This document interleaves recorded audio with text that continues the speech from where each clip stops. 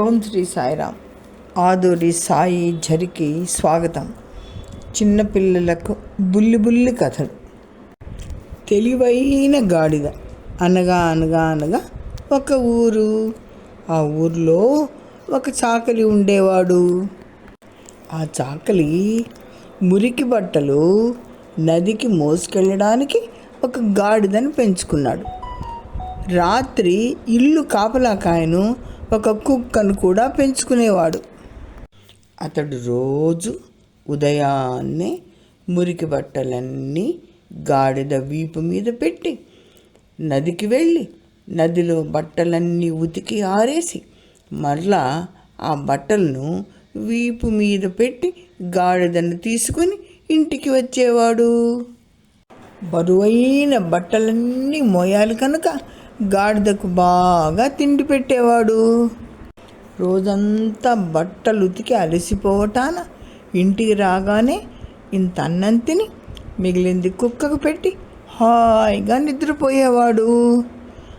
తనకంటే గాడిదని యజమాని బాగా చూస్తున్నాడని కుక్కకు గాడిదను చూసి అసూయ కలిగింది.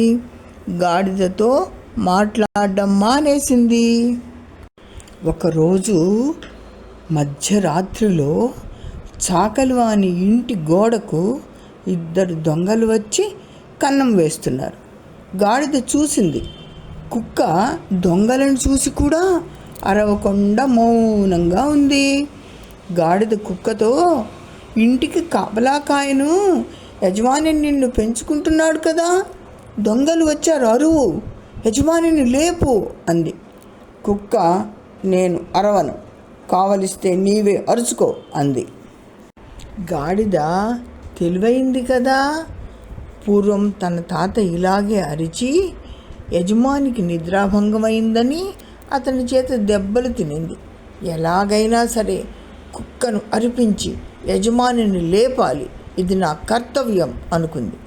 దూరం నుండి పరిగెత్తుకుంటూ వచ్చి వెనక కాళ్ళతో కుక్క డొక్కలో 2 దెబ్బలు చాచి కొట్టింది. కుక్క బాధతో కుయ్యోమర్రో కుయ్యోమర్రో అంటూ పెద్దగా అరిచింది.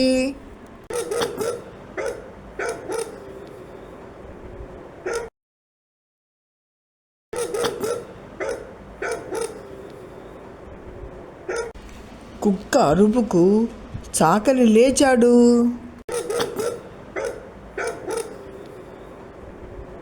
కుక్క అరుపులకు చాకలి లేచి లాంతర్ తీసుకుని ఒక దుడ్డు కర్ర కూడా తీసుకుని బయటికి వచ్చాడు.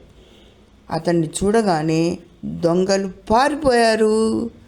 అలా తెలివైన గాడిద తన యజమానిని లేపను కుక్కను తన్ని బుద్ధి చెప్పింది. ఈ కథ ద్వారా మనం తెలుసుకునేది ఏంటంటే, చిన్నారి పిల్లలు ఎవరి పని వారు సక్రమంగా చేయాలి. చిన్నపిల్లలైన మీరు బుద్ధిగా చదువుకొని చక్కగా తెలివి పెంచుకొని జీవితంలో మంచి స్థితికి రావాలి. ఇంకో కథతో మళ్ళా కలుసుకుందాం. అప్పటిదాకా బాయ్ బాయ్. భగవాన్ శ్రీ సత్యసాయిబాబా వారి పాద పద్మములకు భక్తితో అంకితం. సత్యసాయి పాదార్చిత. ఆదూరి హైమవతి శ్రీనివాసరావు.